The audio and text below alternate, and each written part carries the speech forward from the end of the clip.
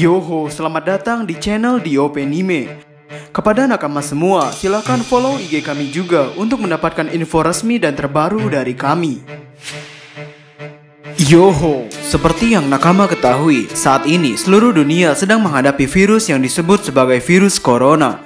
Kepada nakama semua, tolong tetap jangan lupa cuci tangan. Semoga kita terhindar dari virus corona, dan bagi mereka yang terkena virus corona, semoga bisa segera disembuhkan dan diangkat penyakitnya. One Piece. Eiichiro Oda mengatakan bahwa jika ada orang yang mengetahui ending One Piece, ia akan langsung menggantinya. Dan sudah ada banyak teori mengenai ending One Piece tersebut yang berhubungan dengan Roger, kerajaan kuno, Joy Boy, dan lain sebagainya. Hampir dari banyaknya teori yang disuguhkan para teoritis merupakan teori yang cukup masuk akal dan bisa diterima argumennya. Sehingga kami terpikirkan untuk bagaimana jika kami membuat sebuah video yang jarang dipikirkan orang, yang mungkin saking jarangnya akan ada orang yang komen ngaco lu Min. Oke, jadi sebelum nakama berkomentar seperti itu, kami ingatkan lagi bahwa channel ini dibuat untuk berdiskusi, sehingga kami berusaha sebisa mungkin untuk membuat banyak kemungkinan yang jarang dipikirkan orang, namun juga membahas teori dengan poin pendukung yang bisa dijadikan acuan. Dan hal yang akan kita bicarakan sekarang adalah, apakah Joy Boy sesuai dengan segala ekspektasi yang kita pikirkan? Jadi, selamat datang di Mega Teori DOP Anime. Tanpa basa-basi lagi, langsung saja, mari kita mulai. Informasi yang kita ketahui, Joy Boy, ia pertama kali disebutkan secara langsung oleh Neptune pada Arc Fishman Island. Namanya tertera pada poneglyph di sana.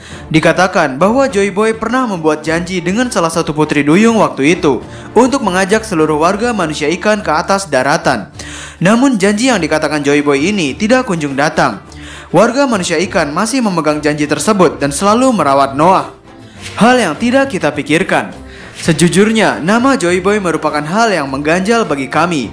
Untuk seukuran karakter hebat yang berasal dari masa lalu, karakter yang merupakan seluk-beluk dari permasalahan antara kerajaan kuno dengan pemerintahan dunia, rasanya terlalu enteng untuk Oda memberikan karakter yang besar seperti itu dengan nama Joy Boy.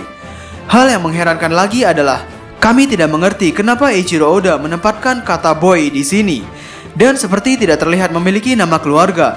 Apakah Joy Boy adalah akar dari segala akar sehingga karena itulah ia tidak memiliki nama keluarga? Atau nama Joy Boy sesuai dengan hal yang tidak kita pikirkan? Mari kita berbicara sejenak mengenai manga lain di sini.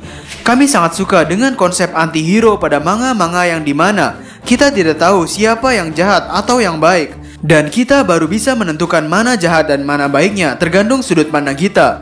Kita ambil contoh Death Note. Death Note merupakan manga yang dimana para pembaca ada yang mengatakan Kira merupakan orang yang baik, namun ada juga yang mengatakan Kira itu jahat dan Ella yang baik. Ending dari manga-manga jenis seperti ini biasanya sang karakter utama mati dengan menanggung nama buruk di pundaknya, seperti Code Geass dan Death Note. Namun di balik itu semua, baik Lelouch maupun Light Yagami telah membuat dunia berubah dan sedikit lebih damai. Hal itu Oda lakukan pada karakter Oden Kozuki.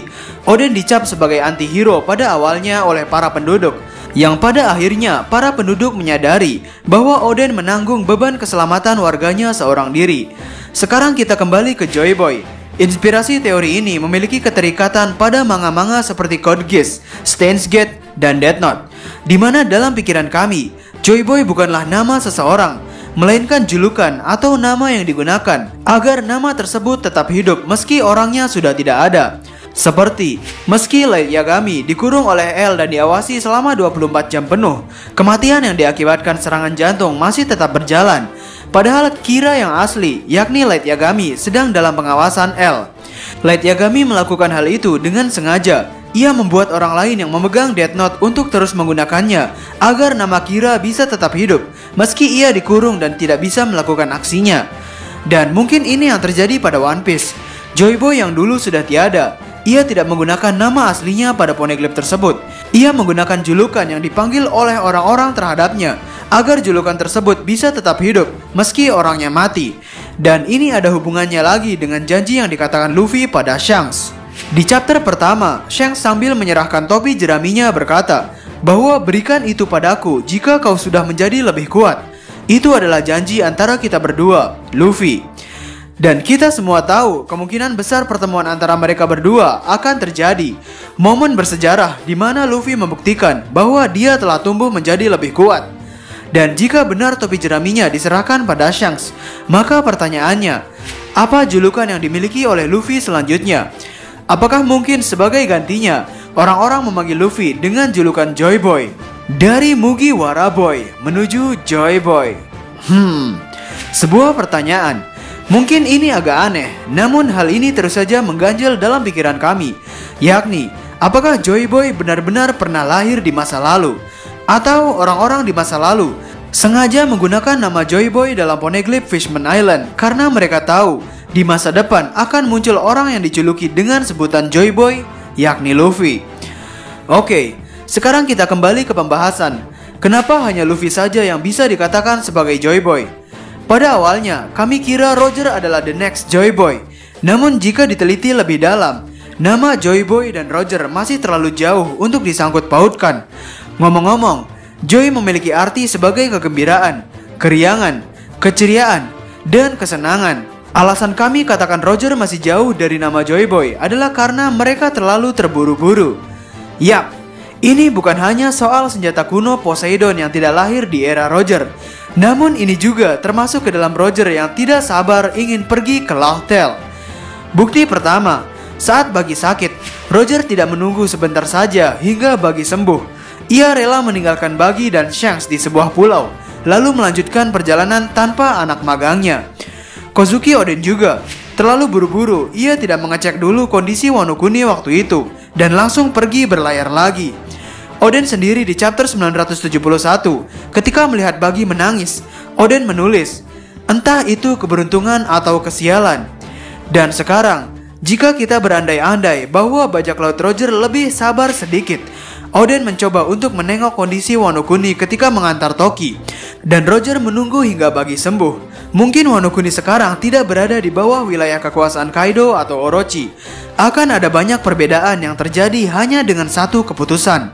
Itulah mengapa pada One Piece chapter 507, Rayleigh berkata, kami bajak laut Roger dan arkeolog O'Hara terlalu terburu-buru. Jika sekarang aku mengatakan semua sejarah dunia ini padamu sekarang, kamu pun tak bisa melakukan apa-apa. Gunakan waktumu dan setelah melihat dunia ini, mungkin kamu bisa mendapatkan jawaban yang berbeda. Dari kata-kata Rayleigh ini, kita bisa mendapat satu hal, bahwa ia mengaku bahwa bajak laut Roger terlalu terburu-buru. Mereka tidak melihat dunia dengan baik yang pada akhirnya mendapatkan jawaban yang berbeda dengan jawaban yang Joy Boy nantikan. Dari Mugiwara Boy menjadi Joy Boy. Mungkin maksud dari nama Joy Boy begitu dalam. Joy Boy bukanlah hanya pria dengan penuh kegembiraan, melainkan juga pria yang membawa kegembiraan untuk segala orang di dunia ini. Dan kami pikir, Luffy tidak akan terburu-buru sebagaimana Roger dulu. Ada kemungkinan Luffy akan menyelesaikan urusan yang ada di hadapan matanya terlebih dahulu. Seperti kini Luffy menyelesaikan masalah di Wano Kuni. Yang dulu jika Oden sebentar saja menengok Wano Kuni, masalah Kaido tidak akan sebesar ini.